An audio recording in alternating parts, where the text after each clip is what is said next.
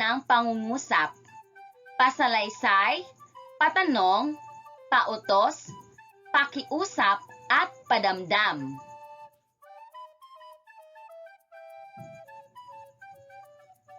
Uri ng pangungusap, pasalaysay, patanong, pautos, pakiusap, at padamdam. Ang unang uri ay pasalaysay. Ito ay nagsasalaysay o nagkukwento. Nagtatapos ito ng tuldok. Halimbawa, si Ana ay umiyak. Malakas sumigaw ang bata. Iba pang halimbawa ng pangungusap na pasalaysay. Ikaw ay matalino. Tumatakbo ang mga aso sa kalsada. Lumilipad ang mga ibon.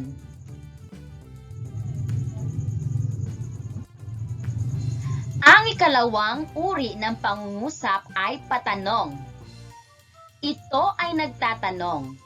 Nagtatapos ito ng tandang pananong. Halimbawa, saan ka pupunta? Bakit ka aalis?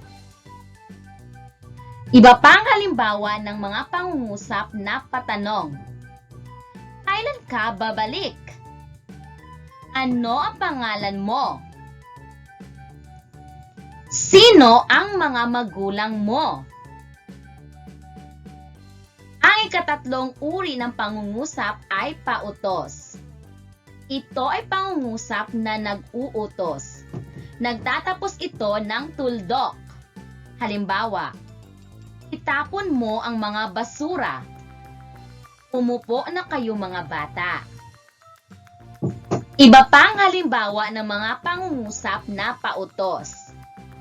Magluto ka ng ulam. Ben, itago ang mga laruan. Magwalis ka ng sahig. Ang ikaapat na uri ng pangungusap ay pakiusap. Ito ay pangungusap na nakikiusap. Ginagamit ang salitang paki sa unahan ng salita. Nagtatapos ito ng tuldok. Halimbawa, pakitapon ang mga basura. Ana, pakibigay ng lapis kay Jen. Iba pang halimbawa ng pangungusap na pakiusap. Pakibalik ng mga laruan sa cabinet. Pakikuha ng bag ko, ate. Nina, pakihugas ng mga pinggan. Ang ikalimang uri ng pangungusap ay padamdam. Ito ay nagsasaad ng matinding damdamin tulad ng takot, tuwa, sakit, galit at iba pa. Nagtatapos ito ng tandang padamdam. Halimbawa, aray, ang sakit! Yay! Nanalo kami sa laro! Iba pang halimbawa ng pangungusap na padamdam. Umalis ka! Tulong! Tulong! Kinuha ang mga gamit ko! Sunog! Tukuyin kung ang uri ng pangungusap ay pasalaysay, patanong, pautos, pakiusap, o padamdam. Isa. Umalis ka!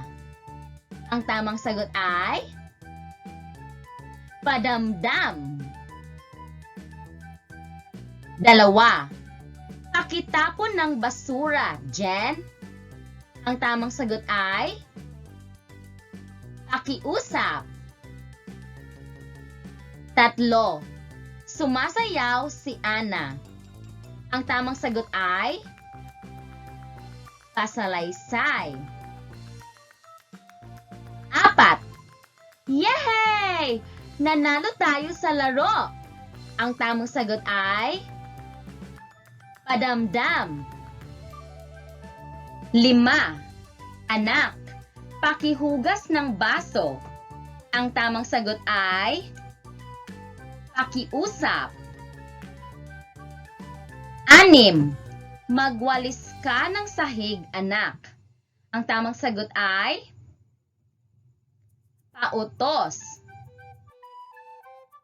7. Natanggap mo ba ang pera na pinadala ko? Ang tamang sagot ay patanong. 8. Naglalaro ang mga bata. Ang tamang sagot ay pasalaysay. 9. Ano ba ang ulam mo kanina? Ang tamang sagot ay patanong. 10. Ibigay ang lapis na ito kay Mark.